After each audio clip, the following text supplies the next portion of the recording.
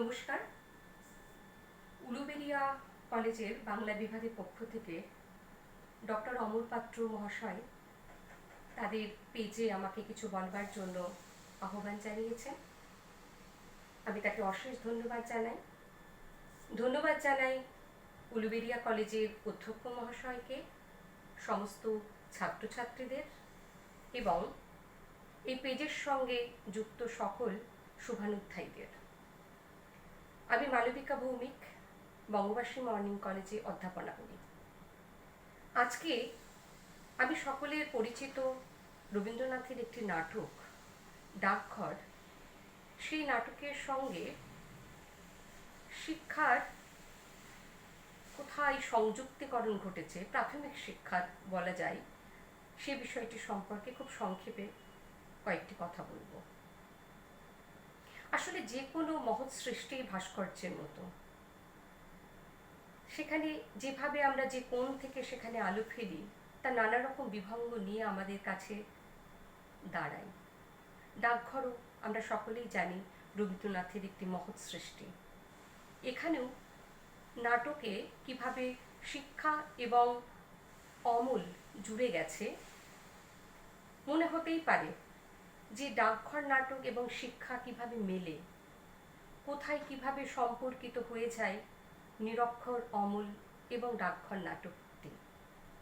আমাদের কি মনে হয় না যে অমল তো নিরক্ষর, আর ডাকঘর তো বা পোস্ট অফিস তো অক্ষর সর্বস্ব বা সংখ্যা সর্বস্ব। তাহলে আসলে রবীন্দ্রনাথ শুধু তার শিক্ষা সংক্রান্ত প্রবন্ধেই শুধু নয়, তার সাহিত্যের আনাচে কানাচে সর্বত্রই ভারতবর্ষের শিক্ষা ব্যবস্থার, শিক্ষার ভাবনার নানা দিক সম্পর্কে বারে বারেই ভেবেছেন। শুধু ভেবেই তিনি থেমে থাকেননি, তার সমাধানের জন্য তিনি প্রস্তুত করেছেন বিশ্বভারতীর মতো একটি শিক্ষা প্রতিষ্ঠানকে। আমরা জানি যে রবীন্দ্রনাথ বারবারই পুঁথি সর্বস্ব সে মার্কার লেখাপড়ার প্রতি বারবার তার বিতরাগকে প্রকাশ করেছেন। জীবনস্মৃতিতেও আমরা তার উল্লেখ পাই। এবার নাটকের দিকে যদি আমরা ফিরি, তাহলে দেখি যে অমল অসুস্থ বালক, নিঃসন্তান মাধব দত্তের কাছে সে আশ্রিত এবং নিরক্ষর। পাণ্ডিত্যের প্রতি তার নেতিবাচক মনোভাব বা ভয় বা ভীতি আসলে তাকে অক্ষরের প্রতি স্পৃহাহীনতাই পৌঁছে দিয়েছিল।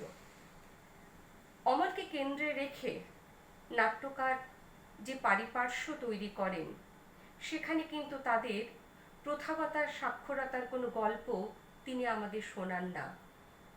তাহলে কি একটা প্রশ্ন আমাদের মনে এসে উপস্থিত হয় না যে অমলের সঙ্গে নিরক্ষর এই বিষয়টিকে জুড়ে দিয়ে তিনি কি আমাদের সামনে চোখে আঙুল দিয়ে এই বিষয়টি বোঝাতে চান না যে শিক্ষা আসলে কি, কোথা থেকে তাহলে তো হয়।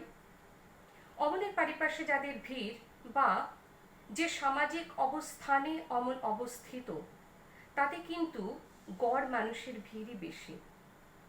রবীন্দ্রনাথ তার মুক্ত দৃষ্টিতে এই গড় মানুষদের অস্বীকার করেননি, কিন্তু তার পাশাপাশি তিনি প্রথা ভাঙা কিছু মানুষকে জীবনে, শিক্ষায় অনুপ্রবেশের আকাঙ্ক্ষা নিয়ে যেন বেশি উদ্বিগ্ন ছিলেন।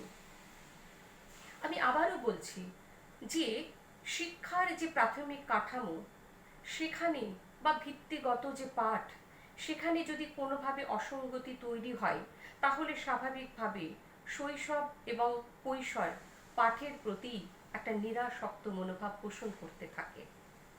মনে রাখা দরকার, শিক্ষার যে প্রাথমিক কাঠামো বা ভিত্তিগত পাঠ, তাকে রবীন্দ্রনাথ অস্বীকার করেননি, অপ্রয়োজনীয় মনে করেননি, কিন্তু এই পাঠ দানের পদ্ধতি সম্পর্কে তিনি নানাভাবে ভেবেছেন।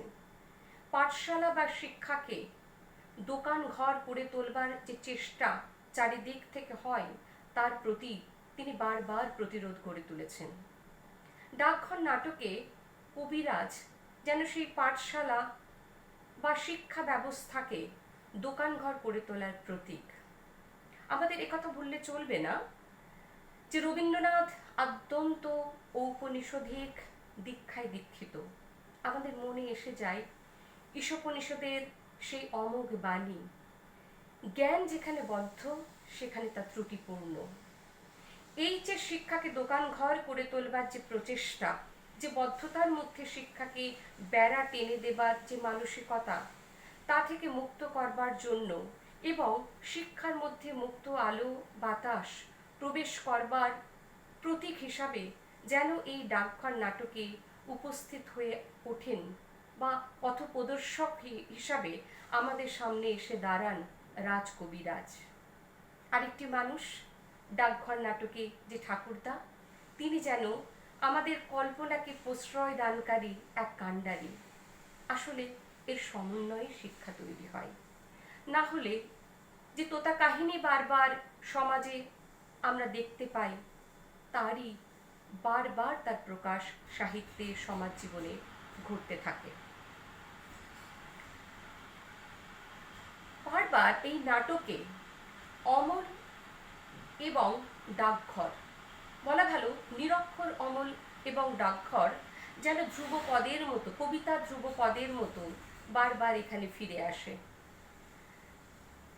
আমাদের কি মনে হয় না যে রবীন্দ্রনাথ কেন বারবার অমলের নিরক্ষরতা এবং ডাকঘর এই প্রসঙ্গটিকে কোথাও কি মিলিয়ে দিয়েছেন?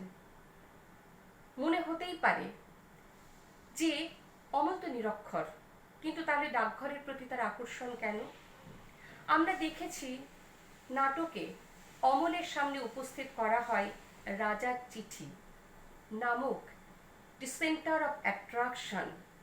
এই সেন্টার অফ অ্যাট্রাকশন থেকেই অমল প্রথম অনুভব করে সে পড়তে জানে না। রাজার চিঠি তার কাছে আসবে, কি বার্তা তার কাছে নিয়ে পৌঁছবে, তা থেকে তার মধ্যে তৈরি হয় জানবার আগ্রহ বা হাউ টু লার্নের একটা ইচ্ছে শক্তি। এই ইচ্ছে শক্তি আসলে জাগরণ ঘটানোই শিক্ষা ব্যবস্থা, শিক্ষা প্রণালীর অন্যতম একটি কাঙ্ক্ষিত দিক।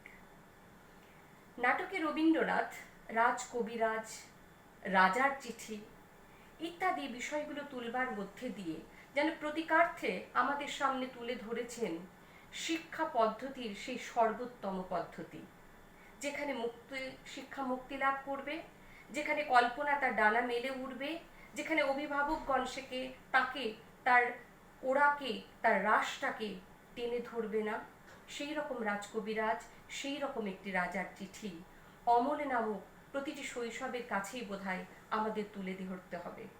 মনে রাখতে হবে এই নাটকে রাজাকে, কোন রাজাকে রবীন্দ্রনাথ, নাট্যকার রবীন্দ্রনাথ ডাকঘর নাটকে তুলে ধরেছেন।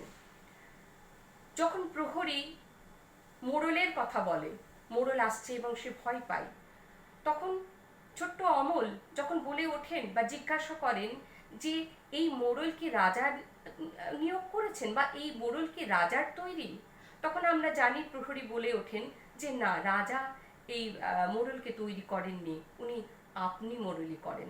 অর্থাৎ মোড়ল এখানে কিন্তু একজন স্বনিযুক্ত প্রকল্প। অর্থাৎ সেই রাজাকেই আমাদের নাট্যকর রবীন্দ্রনাথ উপস্থিত করেছেন, যে রাজা ইউরোপীয় রাজা নন, আবার যে রাজা পরাধীন ভারতবর্ষের অর্থাৎ স্বাধীন রাজা নন। কিন্তু এই নাটকে কোথাও অ্যাডমিনিস্ট্রেশন বা নিরাপত্তা কিন্তু বিঘ্নিত হতে আমরা দেখিনি।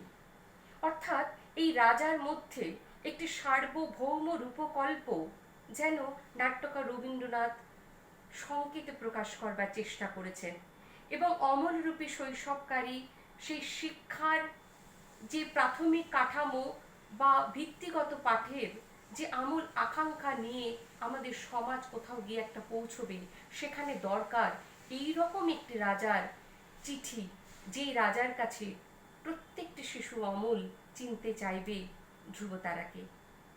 এটুকু বলেই বোধহয় আমি আমার বক্তব্য শেষ করতে পারি এবং বোধহয় বুঝতে পারি যে ভিত্তিগত কাঠামো বা শিক্ষার যে প্রাথমিক কাঠামো, সেখানে এমন একটা সেন্টার অফ অ্যাট্রাকশন তৈরি করতে হবে, এমন একটা সর্বোত্তম পদ্ধতির মধ্যে দিয়ে আমাদের এগোতে হবে, যার মধ্যে দিয়েই কিন্তু শিক্ষার্থী নিজের মধ্যেই ইচ্ছা শক্তি তৈরি করবে এবং সেখান থেকে আগামী পথ সুন্দরভাবে তাদের কাটবে।